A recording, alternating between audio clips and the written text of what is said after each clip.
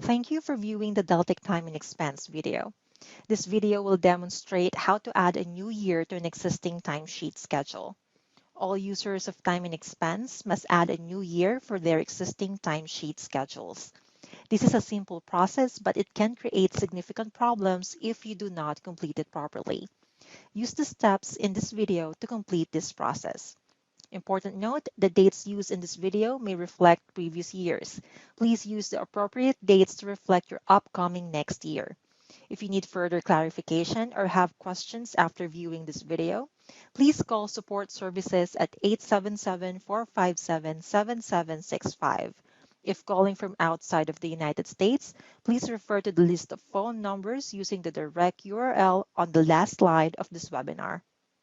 Select Time and Expense, Time Controls, and Timesheet Schedules.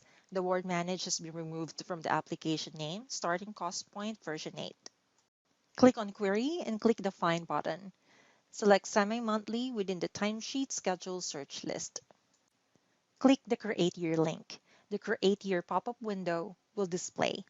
In the Year field, enter a unique year for this timesheet schedule. For example, 2024 for fiscal year 24. In the first end date field, click on the calendar lookup icon. A calendar will display. Select your first end date. For example, January 15th, 2024. Note the dates used in this portion of the demo are an example for a semi-monthly schedule. If you have any questions about the proper end date for the schedule you are using, please call Deltek Support Services. In the Number of Periods field, enter the number of periods that you wish to use in this timesheet schedule year. Typically, 24 is entered for a semi-monthly schedule. Select the Semi-Monthly radio button to create periods using normal semi-monthly end dates. Click the Calculate Last End Date button to calculate the last end date based on the provided first end date, number of periods, and interval. Review the date that displays in the last end date field to verify that this is the correct date. Note if the last end date is not correct, change the interval, number of periods, or first end date, and click Calculate Last End Date button again until you achieve the desired result. If you are unable to create the timesheet schedule with the correct end date, click Cancel and call Deltek Support Services. Click the Create Period Rows button to create the periods, then click Close to populate the timesheet schedule table with the year information. The system will create the timesheet periods for the new year. The period column will start with 001 and increment by 1 for each period row.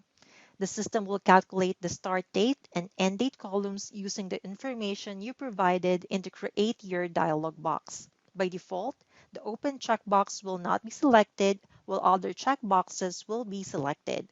Select the open checkbox to open the timesheet periods and save. On-demand coverage, support when you need it most. Brief short-term support, minimize operational downtime, custom reports and dashboards, server or solution upgrades, diagnosis and resolution priced to fit your budget. During year-end, call volume tends to spike. Avoid the rush and do as much preparation as possible now. If you're an authorized contact and have any questions, especially complex ones, call support services at 877-457-7765. Please have your unique contact ID handy. Authorized contacts with standardized plans must create a case online in the Deltek Support Center prior to calling in. If calling from outside the United States, please refer to the list of phone numbers using the direct URL on the slide. If you find yourself with a quick, simple question that can be answered within 10 minutes, use our Quick Chat feature. Quick Chat is perfect to use when you have a quick how-to or where do I find type of question. Another source of information is through your peers.